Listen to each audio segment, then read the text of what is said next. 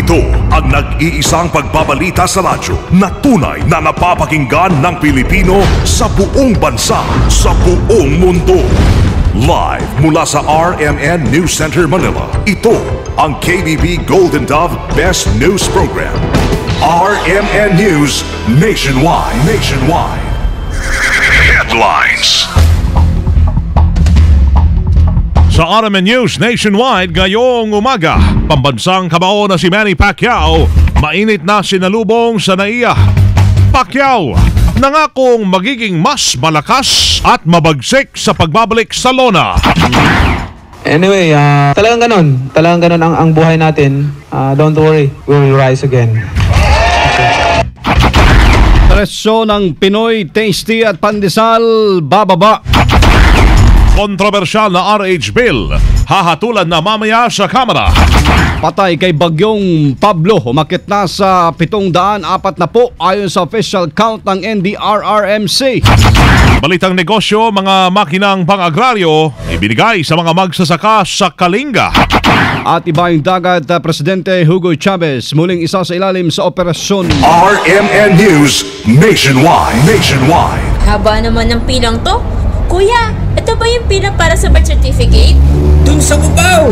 May NSO na ba sa Cubao? Sa Cubao na yung dulo ng pila! Nay!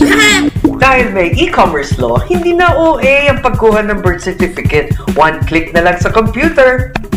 Sen! Ang dali! Dapat ang mas madaling proseso ay para sa lahat. Dapat pantay-pantay. Ang inyong lingkod, Ramon June Magsaysay. Ikaw ba ay tutungo ng Cagayan de Oro? For the best hotel accommodation, stay at the VIP Hotel because you are a VIP. Sa Pilipinas, maraming radyo pero iisang network lamang ang may pinakamaraming numero 1. DYHP Cebu, number 1. DYRI Iloilo, number 1. DXDC Davao, number 1. DXRZ Zamboanga, number 1. DXCC Cagayan de Oro, number 1. DYHB Bacolod, number 1. Sa kasaysayan ng radyo sa ating bayan, sa iisang tahanan lamang nagmumula ang mga number 1. RMN, pinakamaraming nakikinig. RMN, pinakamaraming natutulungan. RMN, pinakamaraming advertisers. RMN, pinakamaraming number 1. Jensan, Iligan, Pagadian, Dipolo, Cotabato, pinakamaraming himpilan. Naga, Baguio, Dagupan, Viga, Lucena, Kawayan, Legazpi, Masbate, Ormoc, Tuguegarao, Cotabato, Coronadal, Surigao, Dipolo, Malaybalay, Ozamis, Sorsogon, Butuan, Calibo, Rojas at Metro Manila. In history, it is written, number 1 is Tatak RMN. Live via satellite. RMN News Nationwide.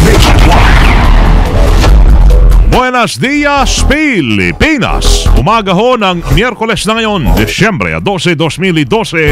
Ito ang RMN News Nationwide. Ako si Wang de la Peña. Mabuhay Pilipinas! Ako si Buddy Oberas. Tayo live sa DWAR 103.9 RMN Palawan, DYHP 612 RMN Cebu, DXMY 729 RMN Cotabato at DYWC 801 RMN Dumaguete. RMN News Nationwide.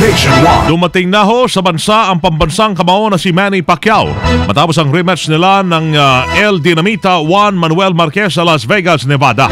Alas 6:10 kaninang umaga, lumapag ang Flight PR-123 kung saan sakay si Pacquiao sa NAIA Terminal 2 kasama ang kanyang misis na si Jinky Pacquiao at ang buong team ng Team Pacquiao kung saan sinubong ho siya ni na Vice President Jojo Marbinay, ilang mga kapwa niya kongresista at opisyal ng NAIA. Bago tumulak papuntang Midas Hotel si Pacman upang doon mag-almusal ay nagkaroon muna ng maikling press conference kung saan ay nagpasalamat ito sa mga Pilipino na sumuporta sa kanya hanggang sa uli. Ayon kay Pacman, bagamat buong puso niyang tanggap ang pagkatalo, nagiging emotional anya ito kapag nakikita niyang nasasaktan yung mga mahal niya sa buhay, maging ang sambayan ng Pilipino. Nagpasalamat din ang pambansang kamao na walang masamang nangyari sa kanya. Kasabay niyan, sinambit din ni Pacman ang katagang "We will rise again" na ibig sabihin ay muli itong babawi sa pagkatalo kay Marquez.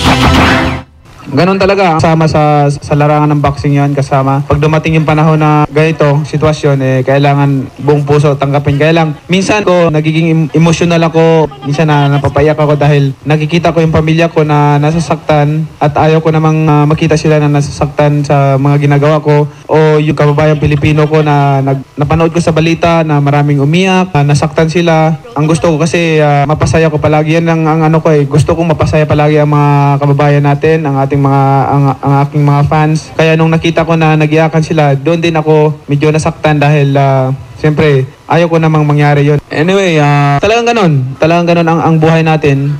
Don't worry, we will rise again. Samantala ay naman ho magbigay ng pahayag ni Jinky Pacquiao sa sinabi ng pambansang kamao na muli siyang lalaban at babawi sa nalasap niyang pagkatalo. Ayon kay Jinky, matapos ang nangyaring pagbagsak ni Manny Salona, nais nilang huminto na ito sa pagboboxing. Presidential lounge, pero ito, Jinky, reaction. Anong reaction mo doon? Mukhang by summer, aakyat rin si Manny.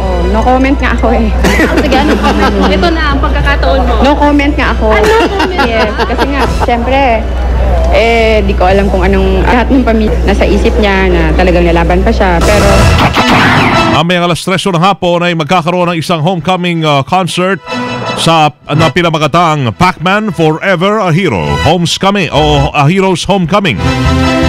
Ayun pala yun, Forever a Hero Homecoming sa Music Hall ng SM Mall of Asia sa Pasay City.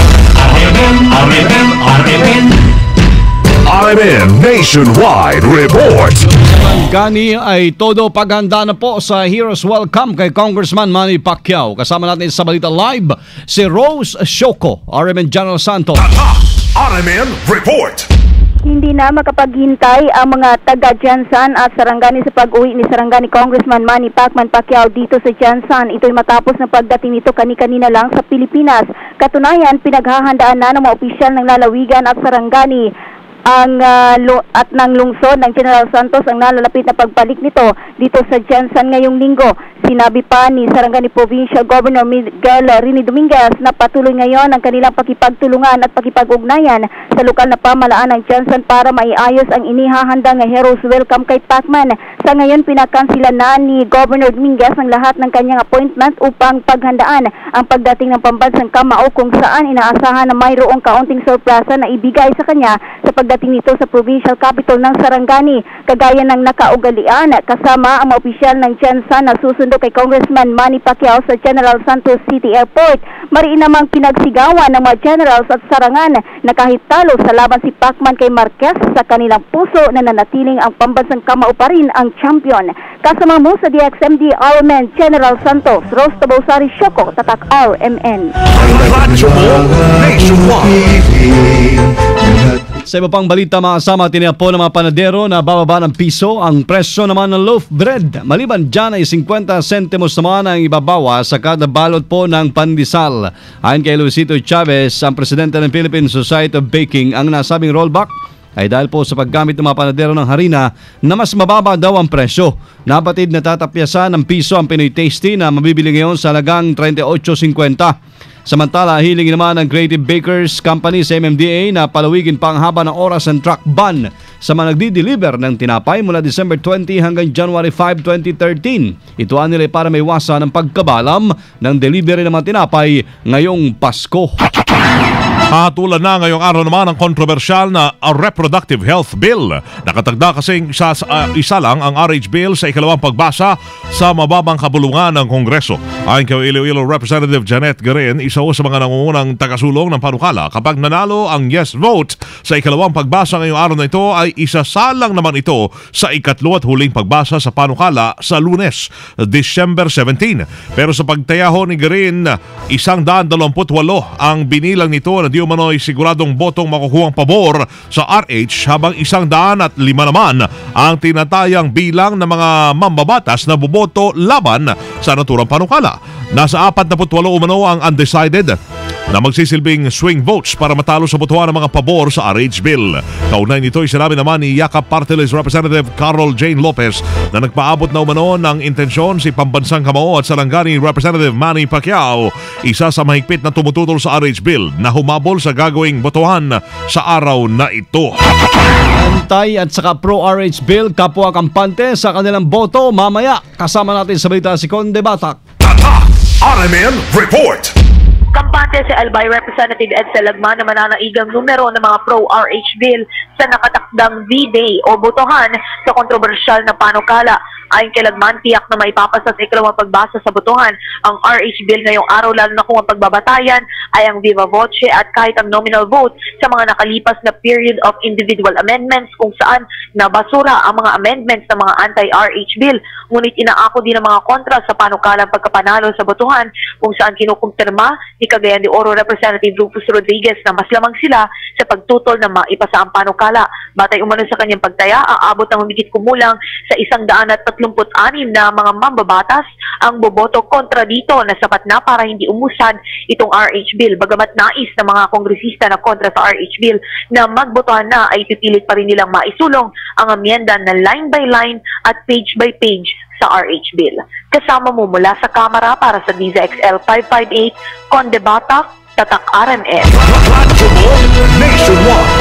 Makasama makita po sa 740 ang bilang ng mga namatay sa hagupit ng bagyong Pablo. Ayon sa tala ng NDRRMC, sa nasabing bilang ay 536 pa lamang po yung nakikilala, habang 177 pa ang hindi pa nakikilala. Patuloy din nilang pinaganap ang 890 na nawawala pa rin hanggang ngayon. Nadagdagan din ang bilang naman nasugatan kung saan sumampanayan sa 1,906. Nasa mahigit 9 bilyong piso na rin ang halaga ng pinsalang dulot ng bagyo sa agrikultura, infrastruktura at sa iba pang pribadong ari-arian. Maguindanao Governor Mango Dadato nagsagawa ng medical mission sa mga sinalanta ng bagyong Pablo sa Davao Oriental. Kasama natin sa Balita Live si Daisy Mangod ng RMN Cotabato. RMN Report.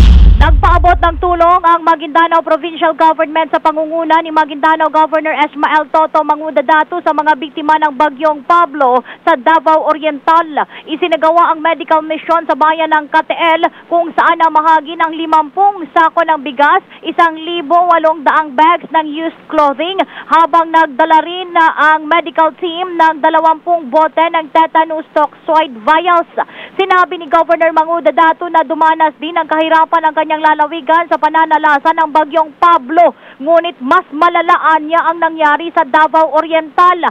Bawat pamilya ay tumanggap ng tig-4 na kilo ng bigas at 1 bag ng used clothing. 700 residente ang tumanggap ng relief goods, habang 400 ang nabakunahan ng anti-tetanus. 455 naman ang sumailalim sa medical check-up. Kasama mo sa RMN Cotabato, Daisy Mangod, Tatak RMN. Radyo mo nationwide. Mission 2013. Boboto ako. Radio program ng Kapitolyo inakusahan ng LP na ginagamit sa politika. Kasama natin sa Mission 2013 si Ken Galinea ng RMN Cebu. RMN Report. Kinisyon ngayon ng ilang miyembro ng Liberal Party sa Cebu ang ginastos ng lokal na pamahalaan sa pagbili ng airtime sa ilang radio station sa ginawang budget hearing para sa proposed annual budget sa susunod na taon. Nagreklamo si Cebu Vice Governor Agnes Magpali ng LP matapos umabot sa kanyang tanggapan na siya inatake sa isa sa mga programa ng Kapitolyo sa radyo. Ayon kay Vice Governor Magpali, ang mga programa na ito ay dapat ginagamit sa pag-promote sa lalawigan ng Cebu at hindi gagamitin sa politika, lalo na sa administrasyon. Kaugnay nito ay hininga ng paliwanag ni Magpali ang Media Affairs Office ng Kapitolyo dahil sa hindi patas sa paggamit ng mga radio program ng pamahalaan, gayong pera naman ng gobyerno ang ginagamit para sa pagbabayad nito. Kasama mo sa RMN Cebu, Ken Galinea, Tatak RMN. Radyo mo nationwide. Mission 2013.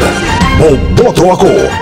RMN News Negosyo. Iba't ibang grupo na mga magsasaka mula po sa Kalinga Province ang tumanggap ng 72 units ng makinang pansaka. Ito ay pinunduhan ng Department of Agriculture na nagkakalaga ng kabuang 12.47 million pesos na bahagi ng Agri-Pinoy Rice Program ng ahensya. Ang mga nasabing makina at pasilidad ay kinibibilangan ng 8 community seed bank, 4 na spring development project at 11 units ng multipurpose drying pavement. Inaasahan pong matulong ito sa pagpapalago ng palay kung saan kilala ang Kalinga na major rice producing area na rehiyon sa bansa. RMN News Abroad. Sumalang sa pre-operation protocol si Venezuelan President Hugo Chavez upang tanggalin ang cancerous tissue sa kanyang katawan. Kaunay niyan sa kanyang televised speech sa Presidential Palace, inihayago ng Pangulo na muling bumalik ang kanyang cancer.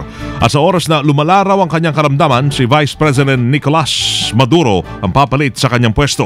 Ito ang kauna-unahang pagkakataon na nagsalita sa publiko si Chavez kaugnay sa posibilidad na kung sino ang papalit sa kanya. At mga kasama, live mula po dito sa RMN News Center sa Makati City, Metro Manila, Philippines. Inyo pong narinig ang RMN News Nationwide ngayong Miyerkules, December 12, 2012. Sa mga taga-Rojas, maligayang Pasko. Susunod na dyan sa nakasamang Joven Anisco at Jessie Liege sa RMN News Diretso Balitang Rojas sa numero 1 DYVR 657. Ngayon po, pwede nyo nang mapanood ang naging pagbabalita ho namin ngayong alas 7 ng umaga. Kayo'y punta lamang kasamang Weng sa YouTube. I-type nyo po ang RMN News Nationwide. Yan, kasama nyo sa serbisyo publiko. Ako si Weng de la Peña. Ako si Buddy Oberas. Dito pa rin ho sa tahanan na may pinakamaraming number 1, pinakamaraming himpilan, ang RMN Radio Mo Nationwide. 60 years na maasahang public service nationwide. Live via satellite. Live via satellite. RMN News Nationwide. Buong bansa. Isang boses ng balita. RMN News Nationwide.